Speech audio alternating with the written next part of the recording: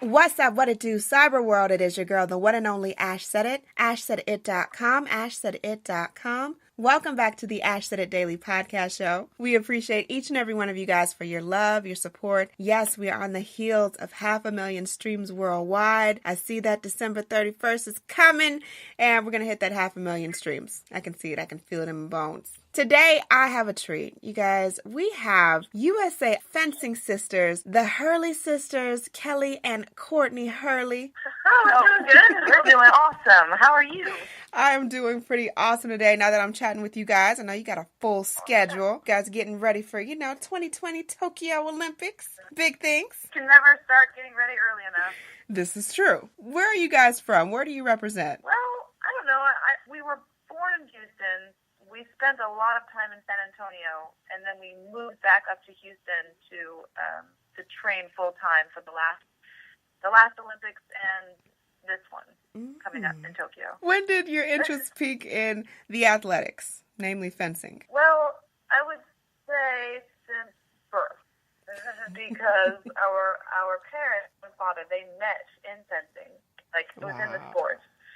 And then they got married, and they kept fencing, and then eventually Courtney and I were both born, and it was kind of a fencing family little thing that we had going on, and it was Team Hurley, and we would travel all over the place in our RV to different little local tournaments, regional tournaments. And really just right around when I was 8 or so, my dad stuck a blade in my hand, a fencing sword in my hand, and I don't know if I ever had a choice, or if it was just something that it was just going to happen. When we were little, we would be babies. They would be fencing tournaments, and we'd be babies hanging around the fencing strips and just calling around. And everyone later on in life, people were like, "Oh, I remember you running around the fencing tournament when you're a little baby, your little diapers." That happens a lot to us. Yeah, we still get that happening. We still have people coming up to us and telling us that. It's a family sport for sure. Gotcha. Family tradition. When did you realize that this was going to be a serious thing? This is not just we're just kind of following our parents' lead, that this is something that we're going to make a lifestyle out of? I would say there was a specific moment that at least my parents told me was kind of the deciding moment. Was whenever I was maybe I was 14, or I think I was 14, and I won the senior Div 1 age group at the national championship, and that was a big deal for a 14-year-old to win. So there's different age groups, and the senior age group is everybody. So it's the hardest. And so here I am, a 14-year-old, and I won. And so all of a sudden my parents started to think, well, maybe we should start sending the girls to international competitions. I mean, obviously they're getting pretty good. We never really thought about being in the Olympics. I mean, it was never even a goal of ours. I mean, we never thought we'd be that good, to be completely honest. And then it all kind of got crazy there when I won, and then we started going to World Cups, and I was still too young at this point, so there's an age group limit. I was under 13, and you have to be 13 to fencing. So I was just traveling around while she was fencing at World Cup. I was just having a good old time. So I don't know what's going on. So at some point, we realized there was only a couple years until the Athens Olympics in 2004. We thought, why not? Might as well try. And next thing I know, I'm getting really good results at all these senior World Cups, and I'm beating people who are veterans and have been around forever, and it really became a real possibility. The Olympics was all of a sudden obtainable. Yeah, fencing got much more exciting at that point. All right, ladies, so we're going to take a brief break. Isn't it crazy how much we pay for new brand name clothes? Over 14 million tons of textiles are wasted each year. Shopping secondhand, Swap.com helps prevent textile waste from polluting the environment. Swap.com is the world's largest online consignment and thrift store. With Swap.com, you can save up to 90% off retail price for your favorite brands like Lululemon, Carter's, Nike, J.Crew, and Gap. Between 6,000 to 10,000 new items are added daily. If something doesn't fit, enjoy hassle-free returns within 30 days, no questions asked. So what are you waiting for? Shop swap.com and use promo code ASHSAID40 for your 40% off today. What's up, you guys? It's your girl, Ash Brown, for Ash Said It, and we're chatting with Kelley and Courtney Hurley. Yes, the Hurley sisters. They're getting ready for the 2020 Tokyo Olympics, representing Team USA. Couldn't be any more excited for them. Ladies, question for each of you. What has been your biggest challenge in preparing for the Olympics? Well, Courtney, there's lots of challenges in fencing, especially just keeping kind of on track, because it's like a roller coaster in fencing. You can have good seasons, you can have bad seasons. It's really hard to keep going when you're in a really bad. I mean, that happens in fencing, that you can hit rock bottom. Even if you've been fencing for however long I've been fencing, you can still lose a lot. Don't know why you're losing, and so I think it's in fencing. I'm sure in a lot of sports, it's just keeping your eye on the prize, and even though you're not doing so well, to keep motivated and keep strong and keep training, and so that's probably both of our biggest challenge, and it's actually still happening. And how do you prepare mentally for a match? Well, I guess sometimes it depends on who you're facing off with, and also what level the competition is at. So I definitely prepared differently for the Olympics versus like a national tournament. You know, even though I've done 3 Olympics now, I really just do not know the best way to prepare for something like that. Mm-hmm. I'm really trying to figure it out. I hope I get it the 4th time around, but it happens so quickly. You fence the bout and you're done. I mean, like every other sport, you have time to give a pool, you have preliminary rounds of fencing. You don't. You just go in. If you lose, you're done. You go in for 6 minutes, and that's it. That's your Olympic time.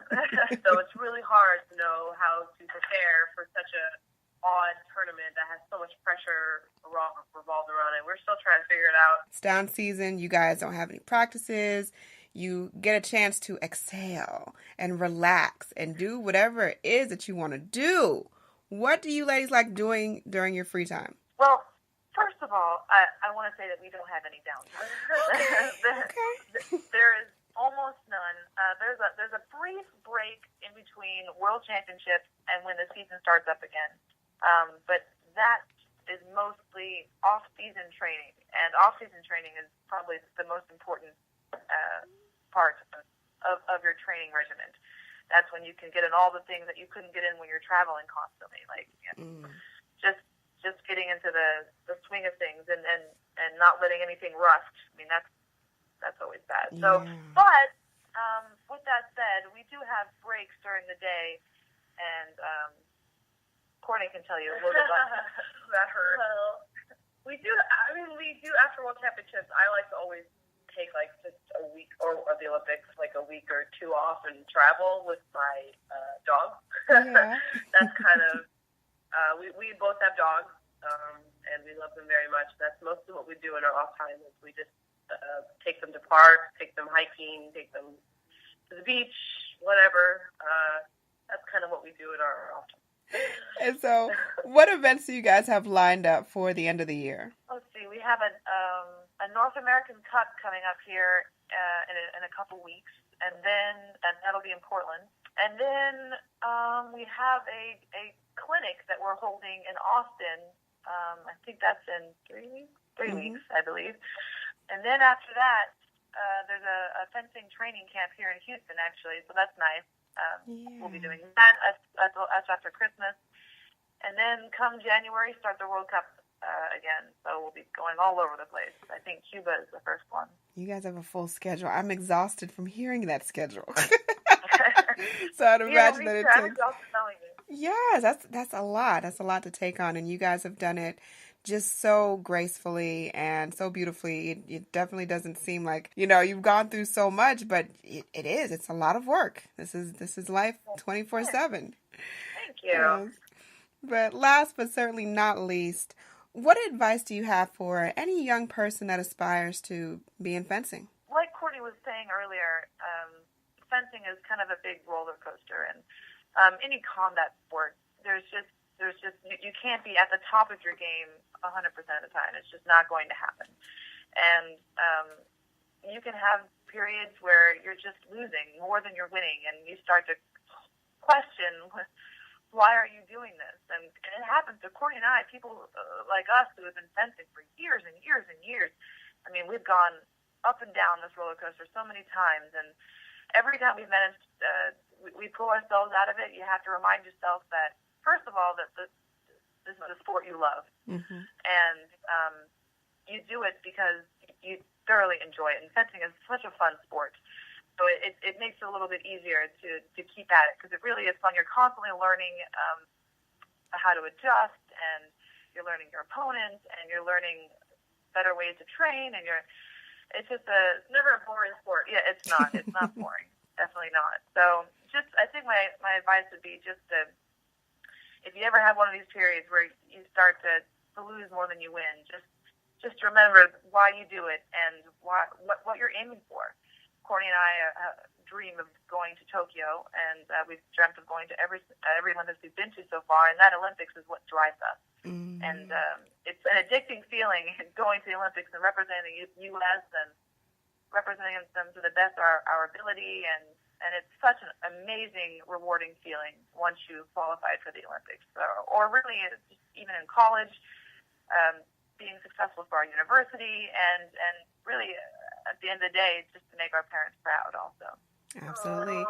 And you've made your country very proud of you as well. So we love you guys. That's always the goal. Absolutely. The Hurley sisters, you guys, let everyone know the best way to get in contact with you and how to follow you on social. The best way is our blog is up every Monday. Hurleygurrls.com. Yeah, Hurley, our name, Hurley, and girls, GURRLS.com, Hurleygurrls.com. And we have an Instagram handle and Facebook, and it's all Hurleygurrls. All Hurleygurrls with GURRLS. And yeah, we have a blog we post every Monday, and we always try to talk about different things about fencing. I mean, there's so many aspects, so it's never boring. Okay, cool beans. Now here's a little bonus for you. You guys practice together. I'm pretty sure that throughout the years, you guys have probably been your, match partners and things of that nature. What was it like that very first match, that first official match that you guys had to face off one another? To be honest, we are very competitive people, very competitive individuals, and when we were younger, we butted heads. We wanted to be better than the other one, and that did not go so well.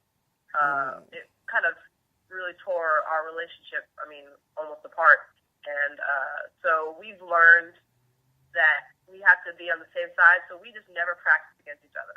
We never test each other anymore if we can avoid it, because it's just not healthy. We see other siblings fence each other at practice, and we don't know how they do it. They're all yelling at each other, and it's really like we can't do that. We live together. We're always together. We're travel together. We just have to, in order to survive, we have to be on the same team. We can never compete against each other or even just practice against each other. So. Well, that's good. Safe haven. And you guys are so lovingly, I see pictures of you guys together. It's just, the bond is strong. So we want to continue that and keep that going. Yeah. Moving forward. But I appreciate you guys so very much. Thanks for joining us today on the show. Thanks for having us. Yeah, this was awesome. Absolutely. And thank you guys for downloading the show. We appreciate you guys so much. Keep in mind, anyone to tell you that you can't do what you want to do, you look them square in the face and tell them, don't believe me, just watch. Watch what I do. Watch me make it happen, and watch me make history. That's what we're doing this for. We're doing this for the history books. Social media is nice. It's cool. It's fun. But real life is so much better. Until next time, you guys.